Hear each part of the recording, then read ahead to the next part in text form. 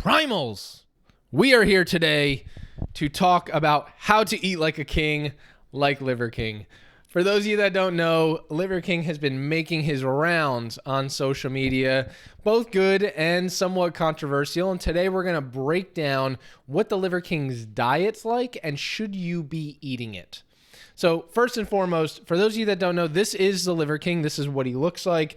Obviously, an enormous man, tons of muscle, and kind of fosters this primal lifestyle. It's a very interesting approach. One thing I will say about him is there's no arguing about it. He is a brilliant, brilliant marketing machine. The guy is amazing at making content and videos that just pique people's curiosity, from walking shirtless and like carrying weights around New York City to like talking about eating bull testicles like every single day with his family, to like having his kids go and ask older women to go on a date or get their numbers and coaching them on how to do that. Like it's a very interesting thing that brings in unique elements of what he kind of refers to as primal. But in essence, clearly there's been a lot of controversy around him. Like, one, is the information that he's saying true? Do we need to be eating this way? Does everyone need to be eating bull testicle and brain and heart and all of these different things? And two, there's been a huge controversy around like, is he natural? Is he not natural? The point of this video isn't to dive into that. That's for him to figure out and come out and talk about. But today we're going to be talking about his diet. One of the things he talks about often is like he does try and stay lower carb. He talks about going in and out of periods of ketosis. But there's one thing that you cannot deny. It's that this guy, regardless of whether he's taking exogenous supplementation or not, trains really freaking hard.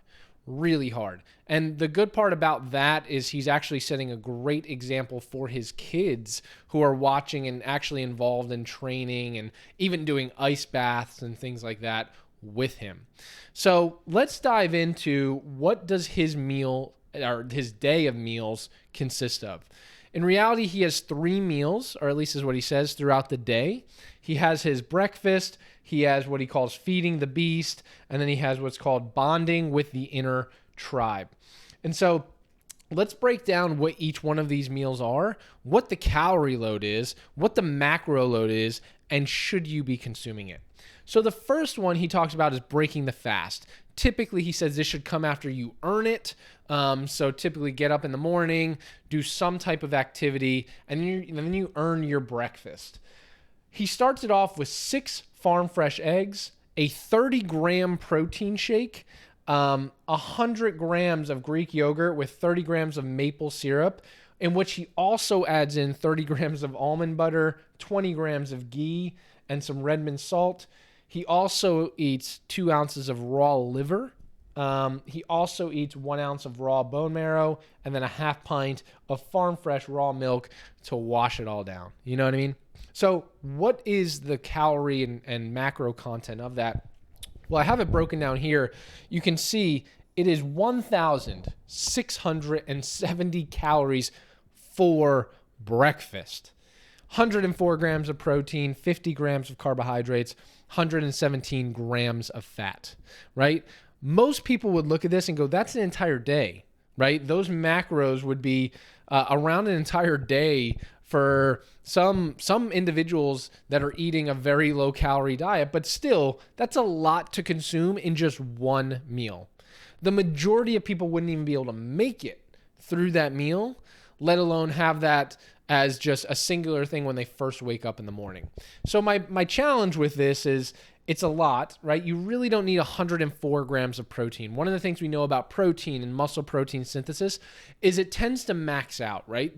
Like once you hit 40 grams of high quality protein, you really don't get any further benefit at 50, 60, 70, 80, 90, or let alone 104 grams. So there's really no further benefit to having above that, especially double or more than double of that protein. Also, he gets in a highly a high amount of fat and also a very high glycemic carbohydrate inside of the maple syrup. So the problem that's going to happen here is most people, other than Liver King, because he's a genetic anomaly and probably trains harder than all of us watching this video combined, but he has a very high glycemic carbohydrate. So when you have something like maple syrup, it's going to spike your insulin. On top of that, he has a very high amount of fat, 117 grams of fat. So that fat, when insulin's high, do you think fat burning is on or is it off, right? When insulin's high, fat burning is off. And so having that much fat is likely going to, for most people, it would contribute to storage, which is why you don't want to have a high amount of carbohydrates or a high insulin load and a high fat load at the same time. So this probably would be a lot better if he just cut the 30 grams of maple syrup. That would be a lot better. But he uses it. Obviously, he's probably burning through that with how intense his workouts are. So let's jump to the second meal. It's actually not much different. It's actually not different at all than the breakfast. And he also, I think, does another workout before having this lunch meal. So again, it's another 1,600 calories, 104 grams of protein, 50 grams of carbohydrates, 117 grams of fat. So he literally doubles that meal for lunch, which again, ton of calories, same issues with a high glycemic carbohydrate, high amount of fat. Where he changes things up is dinner.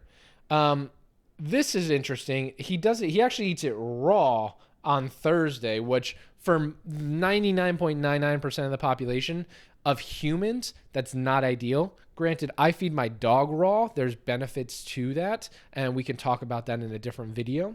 But eating 16 ounces of ribeye raw as a human, you have to be very, very careful, and I would not recommend that for 99% of the population. But let's talk about what he has here. 16 ounces of full-fat cooked red meat. For the analysis, I used a ribeye, but he also talks about ground wagyu, short ribs, organs, liver, spleen, heart, kidney, etc. He also has 2 to 3 ounces of raw bull testicle or raw heart. And then he has 1 avocado. Great. Love to see an avocado in there. Get in your potassium, get in some healthy fats. And he also has olive oil and Redmond salt. And then he goes, if you've earned it, a pile. I don't know what that means in terms of calculations. I think for the calculations, I just did a cup, but it's probably more than a cup of what he eats. But I was very conservative in these estimates. A pile of sweet potatoes topped with, again, maple syrup. So again, a very high glycemic carbohydrate, which we don't love to see with high amounts of fat. But let's look at how this meal breaks down. For this, we're looking at 1,725 calories with 151 grams of protein, 98 grams of carbohydrates, and 81 grams of fat. So another super calorie loaded meal, another meal that has a high amount of carbohydrates and a high amount of fat.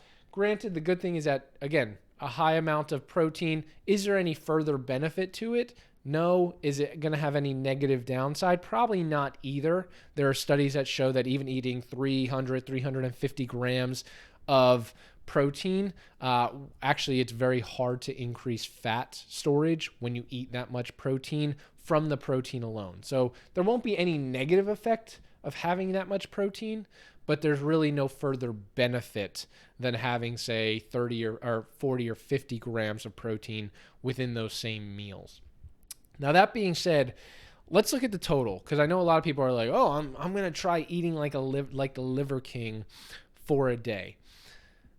I would caution you, before I show you these numbers, to even think about doing that, because the calorie load is insane, and the amount of training and the size of this human being do not warrant it for the average individual. So if we take a look at what the total of what Liver King's day looks like, we're looking at 5,065 calories, 359 grams of protein, 198 grams of carbohydrates, and 315 grams of fat.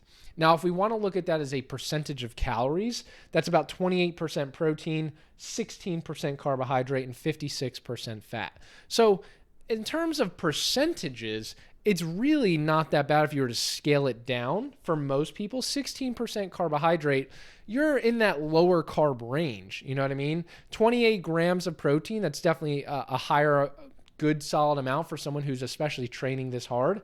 And about 56% of your calories coming from fat. That's probably more of the athletic keto approach. But again, for most people, having this many calories, one, would probably make you throw up because it's so many calories that you probably wouldn't even be able to finish this stuff. And two, you likely would increase fat storage and gain fat from eating 5,000 calories a day. So that being said, again, I love a lot of the principles that the Liver King talks about. I do think as a society, a lot of the things that he says we should be incorporating in, right? Getting outside and getting sunlight, doing exercise, especially with your family. Get your family involved in exercise. I think that's a great tenet, I believe he calls it, of his primal lifestyle. The third thing is making sure that you are getting in some organ meats. I see this a lot as a mistake in the carnivore community especially, but just overall people who are looking to eat better, you do want to try and increase your intake of organ meats. Now that being said, am I going to be the first one to raise my hand, sign up, and eat a bull testicle? Absolutely not. I might try it for a YouTube video one time, but it's not something I'm going to make myself or my family probably eat every single night for dinner. And if that makes me subprimal, so be it. But I will have liver. You know what I mean? I think eating liver and heart and even occasionally brain, those are good to incorporate in. Do you need to have it every single day in 2 to 3 ounces? Probably not. But again, there's other ways that you can incorporate those in. Eating liver by itself it's tough for some people. Even if you cook it, it's still got a specific type of taste. One of the best ways that I love to incorporate it into my diet is I actually get from the butcher a special blend of ground beef mixed with some of these organ meats. So it actually gets hidden, so to speak, inside of the burger where you really can't taste it. So if I have a burger that's about 80 or 90% beef and 10 to 20% organ meat, I can eat it. I've actually gave it to my parents. They can't really tell the difference. So it's a nice way to still get in the benefits of some of these organ meats without that harsh or very putrid taste that liver or some of these other organs have with it. So I hope that helped. Again, a lot of the tenets that Liver King talks about are great, but should you be eating the Liver King diet? Probably not.